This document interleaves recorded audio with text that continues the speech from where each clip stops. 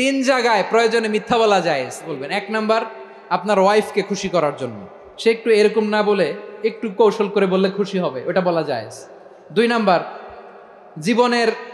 জীবন মরণের ব্যাপার, যান বাঁচানোর জন্য একটু কৌশল করে ঘুরিয়ে বললেন, এটা জায়েজ। তিন নাম্বার, দুইজন ঝগড়া লাগছে তাদেরকে মিলিয়ে দেওয়ার জন্য কৌশল করে একটু মিথ্যা বলা, ঘুরিয়ে বলা জায়েজ।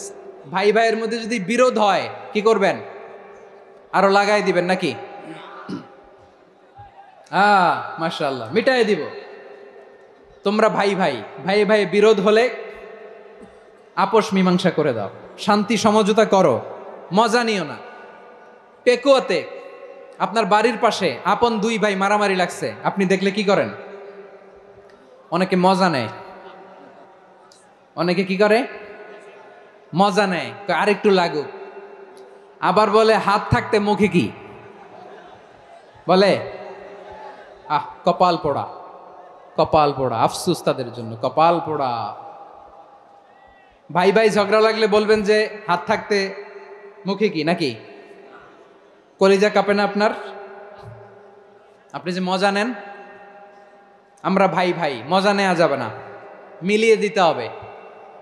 খুব শান্ত ছিল, আবার এদিকে ওঠা বসা করতেছে, আমি আর অল্প কয়েক মিনিট নিব, মিস করবেন, ডিস্টার্ব করলে আমার মাথা থেকে পয়েন্ট ছুটে যাবে। আর যদি আল্লাহর কোরআনের দিকে তাকিয়ে আর কয়েকটা মিনিট স্যাক্রিফাইস করতে পারেন, জীবন উজালা করে দিবে কে? আল্লাহর ওয়াস্তে কয়েক মিনিট এভাবে থাকেন। মুমিনদের আল্লাহ একটা সম্পর্ক জুড়ে দিলেন, সম্পর্কের নাম ভাই। আমরা সবাই কি? আওয়াজ করে বলেন, আমরা সবাই কি? আল উখুয়া, ব্রাদারহুড। সুবহানাল্লাহ, কত চমৎকার ইসলাম আমাদেরকে শিখিয়েছে। ভ্রাতৃত্ব তিন ধরনের। পেকুয়ার ভাইয়ের আওয়াজ করে বলেন, কয় ধরনের? একটা হচ্ছে আল উখুয়া আল ইনসানিয়া, হিউম্যান ব্রাদারহুড, মানবিক দিক থেকে ভাই, যারাই মানুষ তারাই আমার ভাই। পেকুয়ায় হিন্দু পাড়া আছে নাকি? বড়ুয়া পাড়া আছে নাকি? এরাও কিন্তু আমাদের ভাই। এরা কি? কথা কয় না, এরা কি? কোন দিক থেকে? মানবিক দিক থেকে, কারণ তারাও মানুষ, আমরাও এদিক থেকে ভাই। এটাকে বলে হিউম্যান ব্রাদারহুড, আল উখুয়া আল ইনসানিয়া। ভ্রাতৃত্বের আরেকটা রূপ হচ্ছে আল উখুয়া আন নাসাবিয়া, রক্তের সম্পর্কের ভাই, আমার আপন ভাই। তিন নম্বর প্রকার হচ্ছে আল উখুয়া আদ দীনিয়া, দিনী ভাই। এটা নিয়ে কথা বলতেছি আমি, দিনী ভাই। এই যে পেকুয়া, আজকে লক্ষ মানুষের জনসমুদ্র, আমরা একে অপরের কি ভাই? দিনী ভাই। আওয়াজ করে বলেন তো, কি ভাই? এই দিনী ভাই, মানবিক ভাই, রক্তের সম্পর্কের ভাইকেও ছাড়িয়ে যায়। এটা ফিল করতে হবে। পেকুয়ার জেনজি, এ আমার দিনী ভ্রাতৃত্ববোধ।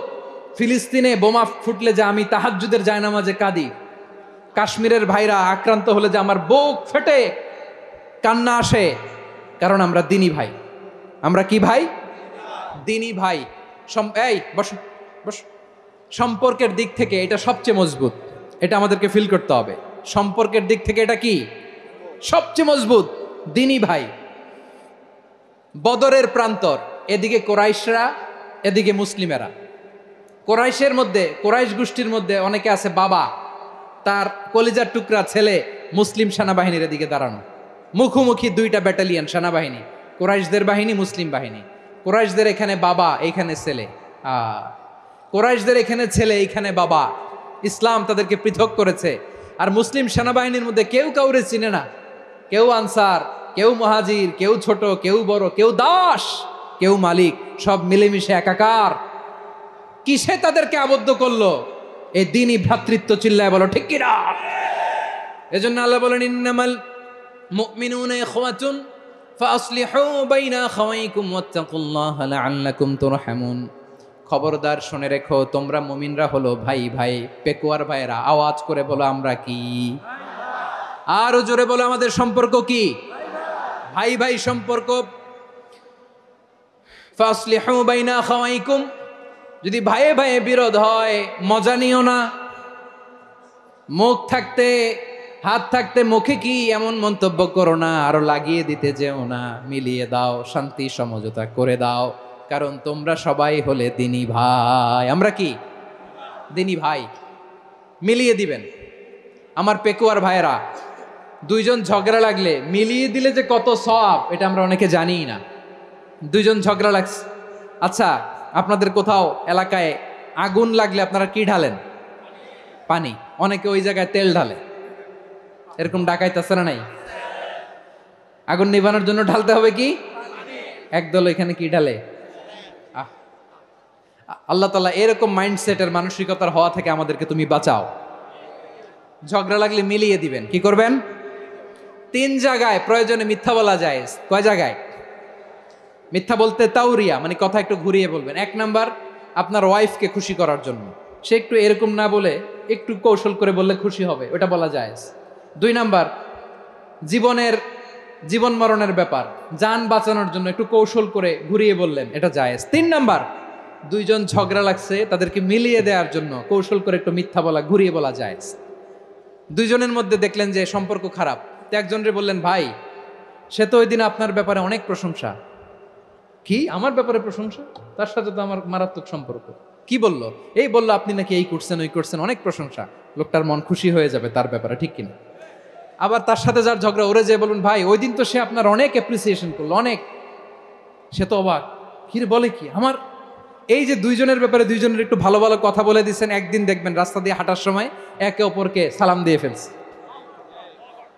সালাম দিয়ে বুকে জড়ায় ধরছে, আছে না নাই? আবার মিলমিশ হয়ে গেছে। কিন্তু আমাদের স্বভাব হইল 2 প্রতিবেশী যদি একসাথে বসে একসাথে হাঁটে, দূর থেকে দেখলে আমাদের জলে, আছে না নাই? ঘটনা কি? এই 2টার মধ্যে এত মিল কে? এই 2টার মধ্যে গিরিঙ্গি লাগানো যায় কিভাবে? হ্যাঁ, এই বন্ধুত্ব ফ্রেন্ডশিপ নষ্ট করা যায় কিভাবে? এরকম মানসিকতা সবার না, আমাদের অনেকের মধ্যে আছে না নাই? আল্লাহর কাছে তওবা করেন, এই মানসিকতার যেন আমরা না হই, আমরা মিলিয়ে দিব।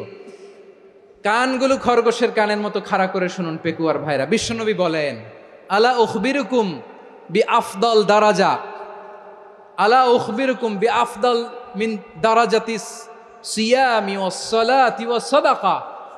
হে আমার উম্মতেরা, নামাজ, রোজা, দান, দেখেন নামাজ, রোজা, দানের চেয়েও বড় কোনো শ্রেষ্ঠ ইবাদতের কথা আমি কি তোমাদের বলবো না? সাহাবারা তো অবাক, বলে কি নামাজের চেয়ে বড় ইবাদত, রোজার চেয়ে বড়, দান করার চেয়ে বড় ইবাদত?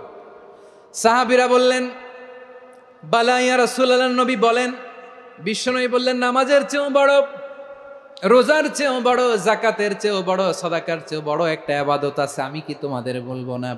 সাহাবারা বললেন, ইয়া রাসূলুল্লাহ, বালা, অবশ্যই বলবেন, সেটা কি? বিশ্বনবী বললেন, ইসলাহু যাতিল বাইন। 2 জন যখন ঝগড়া লেগেছে, তোমার 2 ভাই যখন ঝগড়া লেগেছে, এই 2 জনের মধ্যে বিরোধ মিটিয়ে মীমাংসা করে দেয়া হচ্ছে সবচাইতে সেরা কাজ।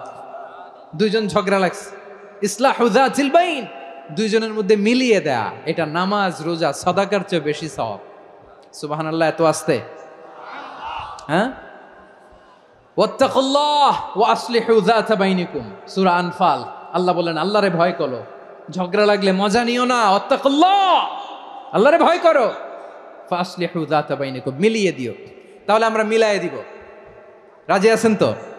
তাহলে আমরা এক উম্মাহ, এক উৎস থেকে এসেছি, এক দেহ এক প্রাণ, আমাদের সম্পর্ক বড় মজবুত, সীসাঢালা প্রাচীরের মতো, কেউ টলাতে পারে না, কেউ ভাঙতে পারে না, ঠিক কিনা? আবার আমাদের সম্পর্ক হলো ভাই ভাই, আমরা ঐক্যবদ্ধ থাকার জন্য দুনিয়ায় এসেছি। কেমন করে ঐক্যবদ্ধ থাকতে হয় দুনিয়াবাসীর শেখানোর জন্য এসেছি। আল্লাহ বলেন, ও নবী, শুধু মুসলমানের মধ্যেই ঐক্য করলে হবে না, প্রয়োজনে ইহুদি নাসারাদের সাথে ঐক্য গড়ে তোলো। কথা শুনতেছেন? প্রয়োজনে আহলে কিতাবদের সাথে ঐক্যবদ্ধ হওয়ার আদেশ দিয়েছে কে? সবাই বলতে হবে, আওয়াজ করে বলেন। আহলে কিতাব ইহুদি নাসারাদের সাথেও প্রয়োজনে ঐক্যবদ্ধ হওয়ার ঘোষণা দিয়েছে কে? বিশ্বনবী মক্কা থেকে মদিনায় হিজরত করতে গেছেন, ওখানে ইহুদিদের সাথেও কোয়ালিশন করেছেন। সুবহানাল্লাহ পড়বেন না? বনু কাইনুকা, বনু নাদির, বনু কুরাইজা, এই 3টা দলের সাথে বিশ্বনবী কোয়ালিশন করেছেন একসাথে। কিন্তু তাদের বিশ্বাসঘাতকতার কারণেই তারা বহিষ্কৃত হয়েছে মদিনা থেকে। বিশ্বনবীর এখানে কোনো দোষ নাই, বিশ্বনবী ঐক্যবদ্ধ হতে চেয়েছেন। আল্লাহ তাআলা নবীরে বললেন, নবী তুমি তাদেরকে বলো, ও আহলে কিতাবের ভাইয়েরা, ইহুদি নাসারারা, এসো এসো এসো, আমরা এমন একটা বিশ্বাসের প্রশ্নে একত্রিত হই, যে বিশ্বাস তোমাদের নবীরাও প্রচার করেছে, যে বিশ্বাস আমিও প্রচার করি, যে বিশ্বাসের কথা তোমাদের পবিত্র ধর্মগ্রন্থগুলোতে রয়েছে, আবার যে বিশ্বাসের কথা আমার কোরআনের মধ্যেও রয়েছে, আসলে ওই কথায় আমরা একত্রিত হই। সুবহানাল্লাহ। তাহলে ভিন্ন ধর্মী তাদের সাথে যখন আমরা ঐক্য করব, কিসের উপর ঐক্য? একটা কমন ফেইথ, একটা মৌলিক বিশ্বাসের উপর ঐক্য। আল্লাহ তাআলা বলছেন, কুল ইয়া আহলাল কিতাবি তাআলাউ ইলা কালিমাতিন সাওয়াইন বাইনানা ওয়া বাইনাকুম আল্লা না'বুদা ইল্লাল্লাহ ওয়া লা নুশরিকা বিহি শাইআ ولا يتخذ بعضنا بعضا أربابا من دون الله فإن تولوا فقولوا اشهدوا بأننا مسلمون পড়েন আল্লাহু আকবার। রব্বুল আলামিন বিশ্বনবীর ডেকে বললেন, নবী তোমার প্রতিবেশী ইহুদিদেরকে ডেকে বলো, তাআলাউ ইলা কালিমাতিন সাওয়াইন বাইনানা ওয়া বাইনাকুম, ও ইহুদিরা আসো এক টেবিলে বসি, আসো এমন একটা কথার উপরে আমরা সবাই একমত হয়ে যাই, যেই কথা তোমরাও মানো আমরাও মানি, সেটা হচ্ছে আল্লাহ ছাড়া আমরা কারো ইবাদত করব না, আমরা সবাই মিলে ইবাদত করি একজনের, তিনি কে? আল্লাহ ছাড়া কারো ইবাদত চলবে না, আল্লাহর সাথে আমরা শরীক করব না, আল্লাহ ছাড়া নিজেরা নিজেদেরকে রব হিসেবে মানব না। এই তিনটা বিষয়ে যদি একমত হও, চলো আমরা একসাথে বসি, আমরা ঐক্যবদ্ধ হই। পড়েন সুবহানাল্লাহ। তাহলে দেখেন, ঐক্য কি শুধু মুসলমানদের মধ্যে না, প্রয়োজনে অন্য ধর্মের সাথে ঐক্যবদ্ধ হতে হয়। শেষ, আপনাদের ওয়াজ শেষ নাকি? হ্যাঁ, আমরা শেষ করে দিই, অনেক রাত হয়েছে। বসতেছে তো এরকম ওঠা বসা কেন রে ভাই? এজন্যই বড় মাহফিলগুলো পছন্দ হয় না। লক্ষ লক্ষ মানুষ আসবে, ওঠা বসা, ধাক্কা ধাক্কি, মারামারি, পুরো মাইন্ডসেটটাই নষ্ট করে দেয়। আল্লাহর ওয়াস্তে করে বলার পরও এরপরে উঠতেছে, দাঁড়াচ্ছে। কে বলছে আপনাদেরকে 2 দিন আগে আসতে?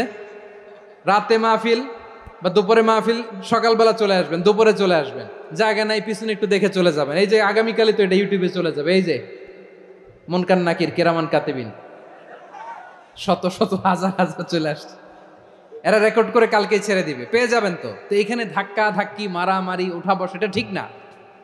নিয়ম হচ্ছে যারা আসছেন শেষ পর্যন্ত বসে থাকবেন। এটা কোরআনের মাহফিল, কোরআনের মাহফিলের কোনো আদবই আমরা রক্ষা করতে পারিনি। আল্লাহ আমাদেরকে মাফ করুক, আল্লাহ ক্ষমা করুক। ধাক্কা ধাক্কি, মারামারি করে, ওঠা বসা করে মাহফিলের সৌন্দর্য আমরা নষ্ট করে দিচ্ছি। আল্লাহর রাস্তায় আর কয়েকটা মিনিট বসেন। আমি মনে করতেছি এই কথাগুলো খুব গুরুত্বপূর্ণ। মাত্র আর 2-1টা কথা বলে আমি শেষ করে দেবো ইনশাআল্লাহ, আর দেরি করবো না। 2-1 মিনিট একটু বসেন, একটু বসেন মেহরবানি করে। প্রিয় ভাইরা, ঐক্য, আমার দিকে তাকান। আল্লাহর হস্তে মুখ দিয়ে একটা আওয়াজ উচ্চারণ করবেন না। আল্লাহর হস্তে চলে যেতে চাইলে চলে যান। আল্লাহর ওয়াস্তে শব্দটা যদি কারো কানে যায়, আল্লাহর নামের ওসিলায় আল্লাহর ওয়াস্তে মুখ দিয়ে আওয়াজ করবেন। আমার দিকে তাকান, আল্লাহর ওয়াস্তে, আল্লাহর ওয়াস্তে। যদি পরিস্থিতি কখনো এমনও হয় শিরকের আড্ডাখানা, আপনি ঐক্য প্রতিষ্ঠার জন্য, ঐক্য রক্ষার জন্য তাও শুধু তাওহীদের দাওয়াত দিবেন, ওইখানে আক্রমণ করবেন না। এটা কোরআনের নীতি। কথা বুঝতে পেরেছেন? সামনে শিরকের কি কথা কয় না, শিরকের কি আড্ডাখানা, আখড়া। কিন্তু ঐক্য বজায় রাখার জন্য, গৃহযুদ্ধ এড়ানোর জন্য আপনি শুধু এটা যে শিরক, এটা হারাম, এটা থেকে তোমরা বেঁচে থাকো, শুধু দাওয়াত দিবেন, আপনি আক্রমণ করবেন না। এটা কোরআনের বিধান। সুবহানাল্লাহ কইবেন না? তো এই চমৎকার ঘটনাগুলো আপনারা শোনাইতে পারবো এরকম বিশৃঙ্খলা করলে। মূসা আলাইহিস সালাম আল্লাহর সাথে সরাসরি কথা বলতেন। ওয়াকাল্লামাল্লাহু মূসা তাকলিমা। সুবহানাল্লাহ পড়েন, আওয়াজ তুলে সবাই বলেন সুবহানাল্লাহ। এখন বনি ইসরাইল হচ্ছে পৃথিবীর সবচেয়ে গোয়ার জাতি। তারা বলে, মূসা তুমি যে আল্লাহর সাথে কথা বলো আমরা তো দেখি না, তুমি যে কথা বলো আমরা তো শুনি না, তো কি করতে হবে? বনি ইসরাইল বলে, আমাদের মধ্য থেকে 70 জন নিয়ে যাইতে হবে তুর পাহাড়ে। ওরা আয়সা যদি কয় হয় আমরা শুনছি, তাহলে বিশ্বাস করব। কত বড় ডাকাত দেখছেন বনি ইসরাইল।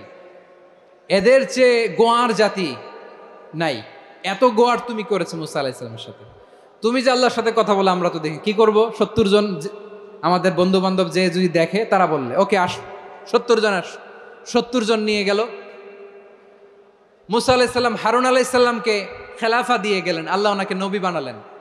মুসা আলাইহিস সালাম বললেন, হারুন খবরদার, বনি ইসরায়েলের মধ্যে তাওহীদের বাণী প্রচার করবা, ঐক্য। সে সবাইরে বলল, তোমাদের স্বর্ণগুলো ফালাও। স্বর্ণগুলো ফেললো, বনি ইসরায়েলের স্বর্ণগুলোকে গলিয়ে সে একটা গরুর বাচ্চা বানালো। গোবৎস, কিসের বাচ্চা? দেখেন গরুর পূজা কিভাবে শুরু হয় পৃথিবীতে প্রথম, গোবৎস পূজা, গরুর বাচ্চার পূজা কিভাবে। সে স্বর্ণ গলি গরুর বাচ্চা করে, জিবরাইল আলাইহিস সালাম যে জমিনে এসেছিলেন, ওই ফেরেশতার পায়ের নিচের একটু মাটি সে বুদ্ধি করে প্যাকেটে রেখে দিছিল। সে গরুর বাচ্চা বানায় স্বর্ণ দিয়ে গলিয়ে ওই মাটি এটার মধ্যে ঢুকাই দিছে ভেলকি দেওয়ার জন্য। স্বর্ণ দিয়ে বানানো গোবৎস গরুর বাচ্চার গায়ে যখন সেই মাটি ছুঁড়ে দেয়া হলো, এখন বাছুরের ভেতর থেকে ভ্যাঁ ভ্যাঁ আওয়াজ আসতেছে। কি আসতেছে? সবাই তো অবাক। সামিরি বলে, আরে তোমরা যে 70 জন দিয়ে মুসা আলাইহিস সালাম রে পাঠাইছো, ওইদিকে এত ঘুরতেছে, আল্লাহরে খুঁজে পায় না, আল্লাহ তো এটার ভিতরে ঢুকছে। নাউজুবিল্লাহ বলবেন না? তোমরা যে 70 জন দিয়ে পাঠাইলা, 70 জন নিয়ে মুসা আলাইহিস সালাম খালি ঘুরতেছে, আল্লাহরে পায় না। পাবে কেমনে? আল্লাহ তো, নাউজুবিল্লাহ, এটার ভিতরে সেজদা দাও। এই সেজদা দিয়ে গেল। আল্লাহর নবী হারুন আলাইহিস সালাম বললেন, খবরদার, এটা সুস্পষ্ট শিরক। আল্লাহ সব গুনাহ মাফ করে, শিরকের গুনাহ মাফ করে না। খবরদার, তোমরা থামো। কে শোনে কার কথা? এই যে যেমন এখন আমরা, আপনারা আমার কথা শুনতেছেন না? শুনতেছেন? হারুন আলাইহিস সালাম বললেন, খবরদার, এই শিরকি কাজে তোমরা সংযুক্ত হয়ো না। তোমাদেরকে কি মনে নাই আমার ভাই মুসা আলাইহিস সালাম কি বলছে? আল্লাহ শিরক মাফ করে না। খবরদার, শিরক করো না, আল্লাহরে ভয় করো। হারুন আলাইহিস সালাম তাদেরকে বুঝালেন, শিরক করো না, আল্লাহরে ভয় করো।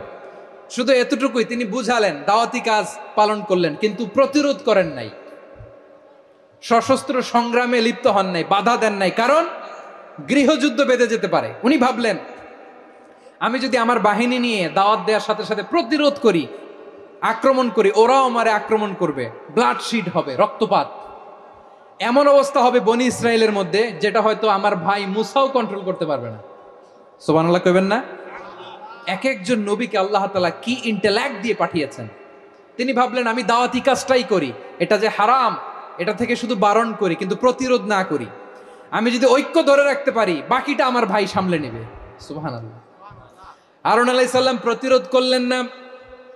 বনি ইসরায়েলের মধ্যে গৃহযুদ্ধ বেঁধে যাওয়ার আশঙ্কায় প্রতিরোধ করলেন না, আক্রমণ করলেন না, শুধু দাওয়াত দিলেন। ইন দা মিন টাইম মুসা আলাইহিস সালাম আল্লাহর সাথে কথা বলে যখন ফিরে আসলেন, দেখলেন বনি ইসরায়েলের অধিকাংশ লোক মুশরিক হয়ে গেছে। মুশরিক হয়ে গেছে। মুসা আলাইহিস সালাম রেগে গেলেন। রেগে প্রথমে বনি ইসরায়েলদেরকে অ্যাটাক না করে ভাইয়ের দাড়ি ধরলেন। হারুন আলাইহিস সালামের দাড়ি আর চুল। মেজাজি নবী ছিলেন। হারুন, তুমি কি করলা? তোমার কি দায়িত্ব দিয়ে গেলাম, তুমি কি করলা? তুমি থাকতে বনি ইসরায়েল কেমন করে শিরকের কাজে নিমজ্জিত হয়ে যায়?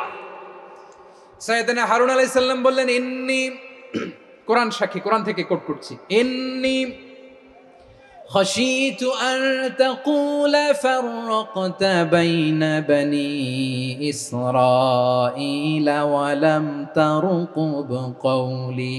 ও আমার ভাই, আমার দাড়ি ধরবেন না, আমার মারবেন না। আমি ভয় করেছি, আমি ভয় পেয়েছি, না জানি আপনি বলেন তুমি কেন খাশীতু আন তাকুলা ফাররাকতা বাইনা বনি ইসরাঈল, আপনি এসে আমারে যদি বলেন তুমি কেন ঐক্য ধরে রাখলে না, কেন মারামারি হলো, কেন রক্তপাত হলো, তোমারে কি এই দায়িত্ব আমি দিয়ে দিয়েছিলাম? আমার কথার দিকে কি তুমি ভ্রুক্ষেপ করো নাই? আমি যে বলছি তাওহীদের বাণী প্রচার করবা আর ঐক্য ধরে রাখবা, আমার কথা কি শোনো নাই? আপনি আমারে ধমকাবেন, এই জন্য আমি প্রতিরোধ করি নাই, আক্রমণ করি নাই, গৃহযুদ্ধ আটকানোর জন্য, কিন্তু আমি দাওয়াত দিয়েছি। সুবহানাল্লাহ পড়েন। ঐক্য ধরে রেখেছেন। মুসা আলাইহিস সালাম মুহূর্তেই সামিরীকে আক্রমণ করলেন, অ্যাটাক করলেন, শাস্তি দিলেন। মুহূর্তেই ওই গোবৎস গরুর বাছুরকে ভেঙে চুড়ে মেসাকার করে সাগরের মধ্যে ভাসিয়ে দিলেন। পুরো বনি ইসরায়েলকে আবার তাওহীদের উপর প্রতিষ্ঠিত করলেন। পড়েন সুবহানাল্লাহ। এই ঘটনা থেকে শিক্ষা কি? শিক্ষা হচ্ছে, আপনি শিরকের আড্ডাখানা দেখলেও বৃহৎ স্বার্থে তাওহীদের দাওয়াত দিবেন, প্রয়োজনে আপনি ঐক্য নষ্ট করবেন না। সুবহানাল্লাহ পড়বেন না? তাহলে ঐক্যের গুরুত্ব বেশি না কম? বলেন, আওয়াজ করে বলেন। ওয়াতাসিমু বিহাবলিল্লাহি জামিআ, আল্লাহর রশিকে আঁকড়ে ধরো। ওয়ালা তাফাররাকু, তোমরা বিচ্ছিন্ন হয়ো না। পেকুয়ার ভাইয়েরা আওয়াজ করে বলেন তো, আদেশটা কার? এখন বলেন আমাদের ঐক্যবদ্ধ জীবনের দরকার আছে না নাই?